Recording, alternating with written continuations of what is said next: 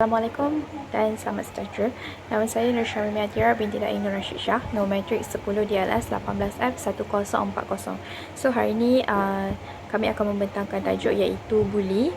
So apakah itu buli?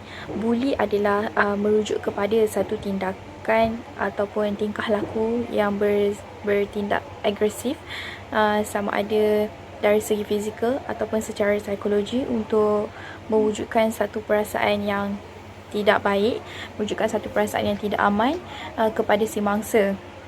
So, buli ni adalah satu perbuatan yang berniat untuk menunjukkan kekuatan, menggertak ataupun mencederakan orang tertentu. Orang tertentu tu adalah orang yang lebih lemah daripada si pembuli lah. Ini secara tak langsungnya menjadikan mangsa dipaksa untuk mematuhi dan memberi layanan yang baik kepada si pelaku supaya si pelaku itu nampak seperti dia seorang yang gagah dan kuat. Selalunya mangsa buli ini adalah golongan yang mereka rasa lemah. Seterusnya, jenis-jenis buli. Buli terdapat dalam berbagai faktor, tapi antaranya adalah yang pertama, buli secara fizikal. Maksudnya si pelaku memukul ataupun menumbuk si mangsa secara berulang kali yang menyebabkan kecederaan kepada si mangsa. Yang kedua adalah buli cyber. Buli cyber ini seperti menjatuhkan maruah di laman sosial, di alam cyber lah, secara alam maya. Maksudnya ia hanya melibatkan secara psikologi. Seterusnya adalah buli secara mental, iaitu dia menyebabkan emosi si mangsa itu tidak stabil dengan melakukan body shaming, kutukan dan sebagainya lah. Itu antara jenis-jenis buli. Sekian, terima kasih. Assalamualaikum dan salam sejahtera. Nama saya Nur Anisa Atira binti Muhammad Nur Azam, nama matrik 10 DLS 18F1004. Jadi saya akan menyambung pembentangan kawan saya dengan tajuk ciri-ciri mangsa buli dan ciri-ciri pembuli. Okey. Di slide pertama yang saya akan bentangkan adalah ciri-ciri mangsa buli. Jadi ciri-ciri yang pertama adalah fizikal mangsa buli lemah dan tidak bermaya dan juga sering lesu. Ciri yang kedua adalah emosi mangsa buli ni mudah terganggu oleh perkara-perkara yang sangat remeh ataupun perkara-perkara yang kecil.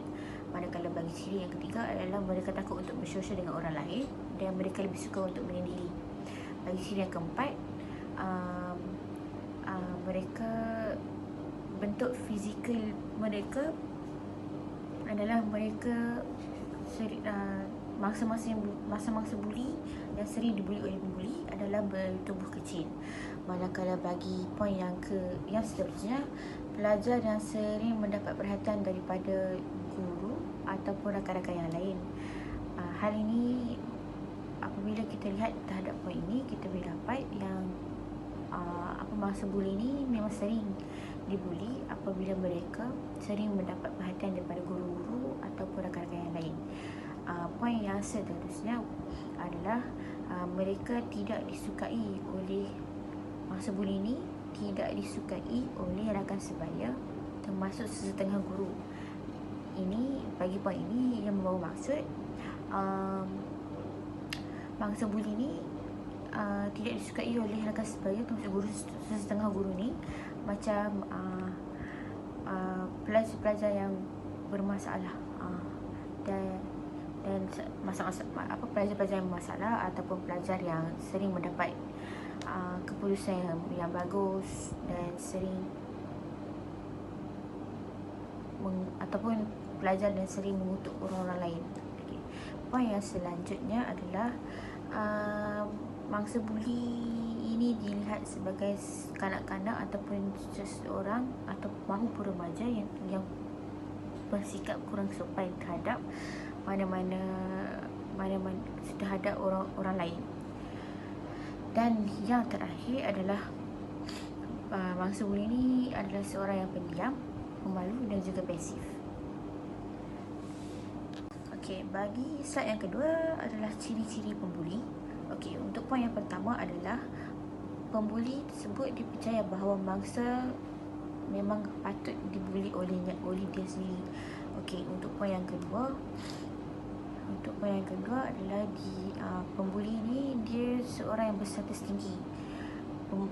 Seorang yang besar tinggi. Okey, besar tinggi ni membawa maksud beliau mempunyai title seperti untuk dalam kalangan sekolah, title seperti pengawas, ketua kelas maupun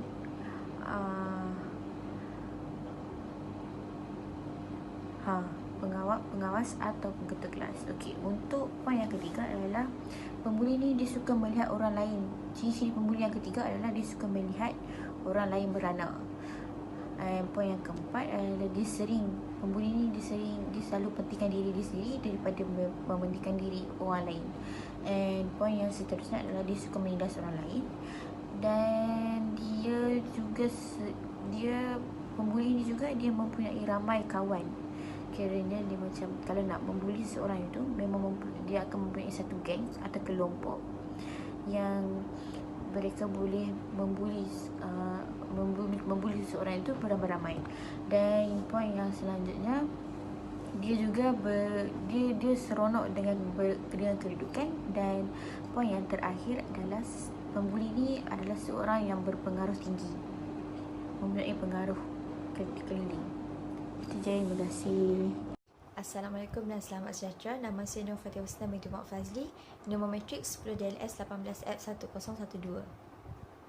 Seterusnya adalah mengenai punca-punca berlakunya kes buli di kalangan masyarakat pada masa kini. Jadi antara punca-punca kes buli ialah salah satunya adalah kerana kekurangan didikan agama dan nilai-nilai murni. Dalam hal mengejar hal dunia kini, ibu bapa terlalu sibuk sehingga tiada masa untuk mendidik anak-anak mereka di rumah. Dan selalunya bagi keluarga yang berkemampuan atau berpendapatan tinggi, hal penjagaan anak-anak mereka telah diserahkan sepenuhnya kepada pembantu rumah, dan semestinya pembantu rumah tersebut selalunya berasal daripada negara-negara asing seperti Singapura, Indonesia ataupun Filipina. Jadi ibu bapa seharusnya sedar mengenai penerapan nilai-nilai murni ini dalam diri anak-anak mereka supaya menjadi lebih terkesan jika mereka didik dari awal. Dan ibu bapa yang terlalu sibuk bekerja, mereka tidak mempunyai banyak masa yang terluang dan untuk berkomunikasi dan memahami anak-anak mereka sendiri di rumah.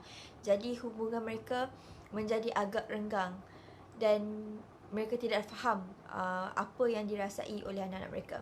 Oleh itu, kelemahan institusi kekeluargaan boleh menyebabkan anak-anak dibiar bebas dan kurang pemantauan daripada ibu bapa. Malah, ada di antara pembuli yang menganggap perbuatan mereka sekadar sebagai hobi semata-mata. Jadi, peranan ibu bapa amatlah penting untuk kita membendung jenayah kes buli. Selain itu, majoriti pelaku jenayah buli ini selalunya mempunyai latar belakang masalah emosi yang terlampau dari segi perasaan dan juga fizikal dan mental. Jadi masalah yang timbul dalam keluarga atau kerja yang menyebabkan mereka rasa tertekan akan membuatkan seseorang tu berasa terbeban untuk diri mereka. Jadi akibat daripada tidak dapat menyelesaikan masalah yang dihadapi dan kurang pengetahuan untuk menangani tekanan, ini adalah satu sebab kenapa mereka boleh hilang kawalan ke atas diri mereka sendiri kerana emosi yang terganggu. Dan oleh itu mereka akan bertindak untuk membuli orang lain sebagai salah satu cara untuk melepaskan tekanan dan kemarahan mereka untuk menyelesaikan sesuatu masalah perasaan yang dihadapi. Seterusnya, punca-punca berlaku kes buli adalah disebabkan oleh pengaruh rakan sebaya. Lazimnya golongan pembuli ini mereka kurang matang dan agak-agak membezakan antara kebaikan dan keburukan yang akan berlaku ke atas satu tindakan itu. Sebaliknya, mereka sentiasa terikut-ikut dengan perangai rakan sebaya, dan ini terjadi apabila individu itu tersalah memilih rakan kerana kemungkinan besar mereka akan mudah terjebak dengan gejala negatif seperti kes buli dan sebagainya. Dan kes buli ini akan bertambah buruk dengan adanya sifat ego mereka yang tidak mahu kalah sekiranya dicabar oleh rakan sebaya. Kerana ini membuatkan mereka rasa mereka kurang hebat dan mereka tidak dapat menunjukkan kehebatan diri mereka sendiri. Yang terakhir, bagi punca-punca berlakunya kes buli ini adalah kerana mereka mudah untuk terpengaruh dengan media massa. Jadi media massa pada zaman kini telah menjadi salah satu pemangkin bagi budaya negatif, dan hal ini kerana media massa akan menyiarkan rancangan-rancangan ataupun filem-filem yang mengunsurkan keganasan. Jadi selain itu, media massa di negara kita juga akan menyiarkan program-program yang diimport dari negara-negara luar, terutamanya daripada negara barat, yang terdapat unsur-unsur keganasan yang tidak sepatutnya disiarkan untuk bawah umur. Oleh itu, dengan adanya media massa sebegini, anak-anak muda akan terdorong dengan perasaan ingin mencuba aksi-aksi terbaru yang dipamparkan oleh pelaku buli kepada si pemangsa. Dan hal ini kerana anak-anak muda pada zaman kini merasa ia adalah satu kuasa dan untuk kelihatan hebat di kalangan rakan-rakan yang lain. Jadi kebiasaannya pembuli ini, mereka akan merasa lebih hebat untuk melakukan jenayah buli di kalangan rakan-rakan mereka sendiri. Hai, Assalamualaikum. Nama saya ialah Nur Adila binti Abdul Talib. Nombor metrik 10 DLS 18F1052. Okey, hari ini saya akan membentangkan dua, iaitu kesan terhadap mangsa buli dan kesan terhadap pembuli. Kita lihat dahulu daripada kesan terhadap mangsa buli. Kesan yang pertama ialah mangsa buli akan merasa turun harga dirinya. Kesan yang kedua pula ialah mangsa buli kita dapat dilihat daripada tingkah laku mereka, iaitu dari segi dalaman, internalizing, dan dari segi luaran, externalizing. Okey, kesan dalaman iaitu mangsa buli akan merasa tertekan. Mangsa buli juga akan merasa murung dan bimbang, iaitu ia akan mempengaruhi kesihatan mangsa buli secara mental. Sebagai contohnya, ia akan menyebabkan mangsa buli bergelut dalam kehidupan seharian mereka. Okey, yang ketiga pula ialah tarik diri. Mangsa buli akan kehilangan minat dalam sukan yang mereka gemari. Sebagai contohnya, mangsa buli dia dibuli ketika bermain bola sepak. Jadi dia perlahan-lahan menjauhi dalam sukan yang dia gemari sebelum ini. Okey. Seterusnya kita lihat pula dari segi luaran, iaitu externalizing. Iaitu yang pertama ialah mangsa buli akan menjadi agresif. Mangsa buli akan mudah bertengkar dengan orang lain, dan mangsa buli juga akan berlaku tidak jujur apabila seseorang itu menanyakan sesuatu tentang hal yang dia hadapi sebelum ini. Jadi dia berlaku tidak jujur. Manakala daripada segi sosial pula, mangsa buli akan semakin kurang disukai dan merasa tidak selamat apabila dia keluar ke mana-mana pun. Dan seterusnya, mangsa buli tidak akan hadir ke sekolah atau ponteng ke sekolah. Hal ini demikian kerana masalah kesihatan mereka semakin merosot, yang akan menyebabkan prestasi akademik mereka menjadi buruk dan mereka akan kehilangan minat dalam belajar. Sebagai contohnya, mangsa buli berasa takut untuk datang ke sekolah kerana takut dibuli oleh si pembuli tersebut, yang akan menyebabkan apabila masalah kesihatan mangsa buli tersebut hari demi hari, minggu ke minggu dan bulan ke bulan menjadi semakin parah. Hal ini akan menyebabkan mangsa buli tersebut berfikiran untuk membunuh diri kerana tidak tahan dengan apa yang berlaku terhadap dirinya. Untuk kesan terhadap pembuli pula ialah, kesan yang pertama ialah si pembuli akan menjadi orang dewasa yang panas baran dan ganas. Dan yang kedua pula ialah 6 kali berkemungkinan si pembuli akan menjadi penjenayah pada berusia 24 tahun. Dan menurut artikel, 60% daripada kanak-kanak dalam lingkungan darjah 6 dan tingkatan 2 mereka terlibat dalam jenayah pada usia 24 tahun. Untuk isi yang terakhir pula, si pembuli akan mudah mencederakan pasangan dan anak-anak mereka, iaitu selalunya pembuli ini mereka mudah marah dan mereka tidak mampu untuk mengawal diri apabila marah. Sebagai contohnya, apabila mereka dewasa, si pembuli mereka mampu mencederakan pasangan, malah juga akan mampu mencederakan anak-anak mereka. Saya dibagi anak perempuan Sadasiwan nombor metrik 10DLS18F1060. Sekarang saya bentang tentang langkah-langkah untuk mengatasi kes buli. Antara langkah untuk mengatasi kes buli ialah mengadakan kempen kesedaran. Kempen kesedaran ini boleh dianjurkan di kawasan sekolah atau institusi-institusi pengajian tinggi. Ini kerana gejala buli ini biasanya berlaku di kalangan pelajar-pelajar sekolah dan institusi pengajian tinggi. Melalui kempen kesedaran ini, para pelajar terdedah dengan penglibatan jenayah buli secara langsung atau secara tidak langsung melalui kempen kesedaran ini. Oleh sebab itu, para pelajar akan mengambil jalan inisiatif untuk mengelak menjadi mangsa buli, seterusnya mengelak menjadi pembuli. Selain itu, langkah-langkah untuk mengatasi kes buli ini dapat menggalakkan pelajar supaya melibatkan diri dalam kelab pencegah jenayah. Lain ialah para pelajar juga harus pandai memilih kawan, kerana para pelajar biasanya juga akan mudah terpengaruh dengan perbuatan kawannya. Contohnya, jika kawan minat membaca buku, maka pelajar tersebut juga akan dipengaruhi dan baca bersama-sama. Perkara ini sama juga jika kawan pelajar itu sentiasa melibatkan diri dalam kes buli di sekolah. Di samping itu, para pelajar juga harus berbanding bahu dengan pihak sekolah dalam usaha untuk memandang gejala ini.